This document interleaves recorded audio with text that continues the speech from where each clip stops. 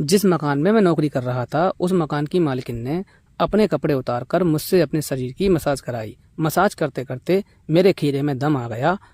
फिर आगे की कहानी पूरा सुनो, आपको मज़ा आ जाएगा। अरे मज़ा छोड़ो, आपका तो पानी ही निकल जाएगा। दोस्तों, मेरा नाम देव है और मेरी उम्र 21 वर्ष है। मैंने वैसे पढ़ाई कर रखी है, मैंने कक्षा 10 पास कर रखी है, लेकिन मैं एक गरीब परिवार से आता हूँ और मेरे घर में पैसे की तंगी है। पैसा कमाने के लिए मुझे दिल्ली जाना पड़ा।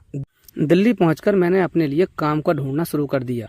काम ढूंढते ढूंढते मैं एक कोठी पर पहुंचा। कोठी बहुत बड़ी और सुंदर थी। मैंने सोचा कि यहाँ काम मिल सकता है। मैंने मेन डोर का दरवाज़ा बजाया। अंदर से एक बहुत ही सुंदर और मोटी ताजी एक लेडीज आई और आने के बाद उसने गेट खोला। फिर मैंने मैडम से पूछा, मैडम जी, क्या आपके यहाँ काम मिल सकता है? फिर मैडम ने कहा, क्या काम कर सकते हो तुम? फिर मैंने कहा, कोई भी काम कर सकता हूँ, झाड़ू पोछा और आपका साफ़ सफाई, आपकी गाड़ी भी चला सकता हूँ, खाना भी बना सकता हूँ। तो मैडम बोली, पढ़े लिखे कितने हो? मैंने कहा, मैं 10वीं पास हूँ। फिर मैडम बोली, ठीक है। फिर मैडम ने मुझे 15,000 रुपये महीने के हिसाब से अपने घर में नौकर रख लिया। मैं काम पर मैडम के घर पहुंच गया। पहुंचने के बाद मैडम ने मुझसे कहा कि पूरे घर की सफाई कर दो। मैंने सफाई कर दी। सफाई करने के बाद शाम को मैं अपने रूम पर आ गया। रूम पर आने के बाद फिर मैं खा पी कर सो गया। फिर अगले दिन मैडम के घर मैं काम करने चला गया। मैडम के घर जाके काम करने के बाद दोपहर में मैडम मुझसे बोली, एक बात बताओ देव, तुम यहाँ कहाँ रह रहे हो? मैंने कहा, मैडम मैं एक किराए का कमरा लेकर वहाँ रह रहा हूँ। बोले, तुम कमरे का किराया देते हो? मैंने कहा, जी मैडम, मैं कमरे के 2,000 रुपये महीने देता हूँ। तो मैडम ने कहा कि इतनी बड़ी कोठी है, इसमें 50 कमरे हैं, तुम चाहो तो एक कमरा यहीं ले सकते हो, तुम्हारा पैसा भी बच जाएगा और आने जाने का किराया भी बच जाएगा। मैंने कहा, ठीक है। और अगले दिन मैं अपना उस रूम से सारा सामान ले जाकर मैंने मैडम की हवेली में रख दिया।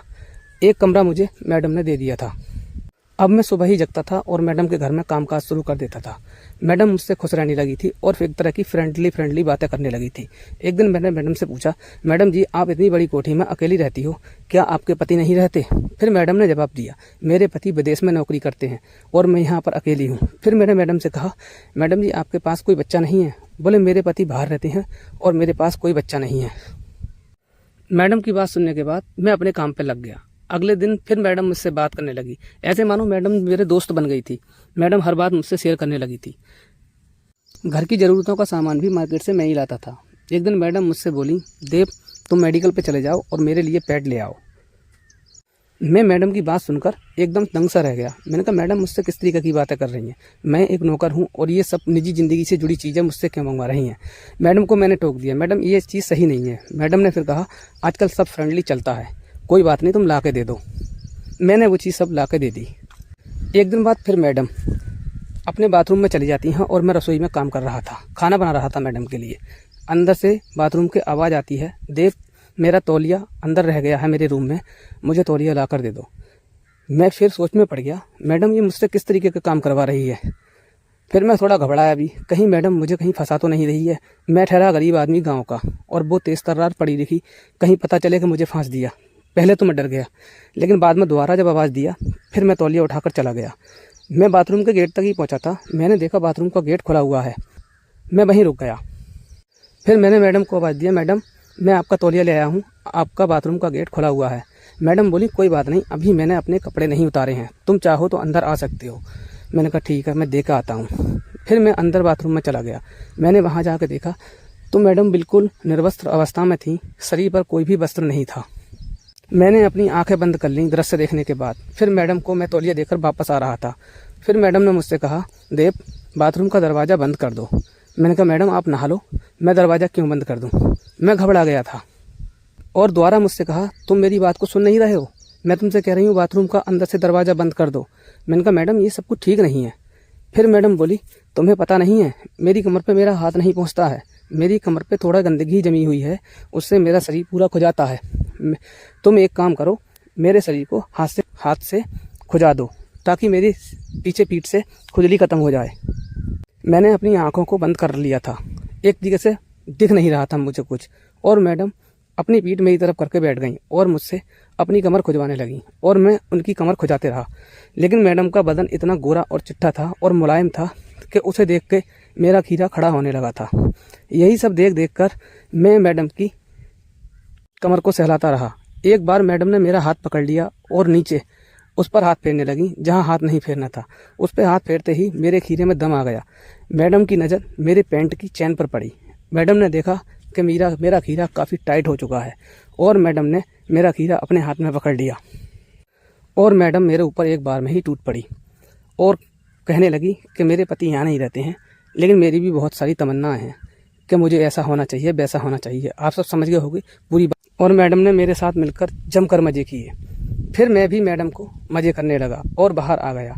अब तो हर रोज़ मैडम मेरे से ऐसी बात करने लगी जैसे मैं नौकर नहीं उसका पति हूँ। ऐसे ही हमारा सिलसिला लंबा चलता रहा। एक दिन मैं खाना बना रहा था और वो मैडम ड्रेसिंग टेबल पर बैठी हुई थी और उदास उदास थी। मैं पीछे से मैडम के पास पहुंचा और मैंने मैडम से कहा, मैडम आज उदास कैसी बैठी हो? फिर मैडम ने बताया कि विदेश से मेरे पति आज वापस आ रहे हैं और वो कम से कम 2 महीने रुकेंगे। मैं बिल्कुल भी तुम्हें दूर नहीं रख सकती। फिर मैं भी थोड़ा सा उदास हो गया और मैंने भी मैडम से कहा, मैडम मेरी भी ऐसी आदत हो गई है कि मैं तुमसे दूर नहीं रह सकता। दिन में मुझे एक बार आपको चिपकना ही होता है। फिर मैडम बोली, वही तो देव, मेरे पति की तो लुल्ली भी 2 इंच की है, उनसे कुछ भी नहीं हो पाता। अगर उनसे कुछ होता तो मेरी शादी को 5 साल हो चुके हैं, लेकिन अभी तक कुछ भी नहीं हो पाया है। मैं बोला, मैडम अब एडजस्ट तो करना ही होगा ना। फिर अगले दिन मैडम के पति फ्लाइट से अपने घर आ जाते हैं। घर आने के बाद वो रहने लगते हैं और मैं मैडम से थोड़ा सा अलग रहने लगता हूँ।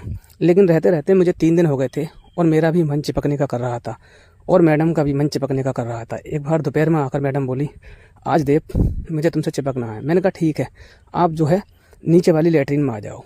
मैडम नीचे वाली लैट्रिन में आ जाती हैं और मैं उनके साथ अपने आप को और उन्हें दोनों को खुश कर लेता हूँ। लेकिन पीछे से मालिक भी आता है। आने के बाद हम दोनों को लैट्रिन में ही पकड़ लेता है। उसके बाद मैडम से लड़ाई झगड़ा शुरू हो जाता है और मुझे घर से निकाल दिया जाता है। और पति मैडम से कहता है, मैं विदेश में था, इसका मतलब तुम मेरे पीछे ये रंगरलियाँ मनाओगी। फिर मैडम ने भी कह दिया, तुम्हारी शादी को 5 साल हो चुके हैं, आज तक तुमसे कुछ हो पाया है? तुमसे कुछ भी नहीं हो पाया है। एक बार बताओ, कौन सी औरत है ये नहीं चाहेगी कि मैं माँ बन जाऊँ? कौन नहीं चाहता है औलाद का सुख? क्या तुम मुझे आज तक दे पाए हो? अगर मैं देव के साथ शारीरिक संबंध बना भी रही हूँ तो कम से कम अपने आप को माँ और तुम्हें बाप भी तो बना दिया है मैंने। इतना सुनने के बाद पति की तो ज़मीन ही निकल जाती है पैरों के नीचे से और वो कहने लगता है, क्या बक रही हो? फिर उसने कहा, मैडम ने कहा, मैं वास्तव में गर्भवती हूँ और मैं अब बच्चा होने वाला है। फिर पति को और गुस्सा आ गया और उसने उसे घर से बाहर निकाल दिया। फिर मैडम जहाँ मैं काम को दूसरी जगह करने लगा था वहीं पहुँच गई और मैडम ने कहा, अब मैं तुम्हारे साथ रहना चाहती हूँ, मेरे पति ने मुझे घर से निकाल दिया।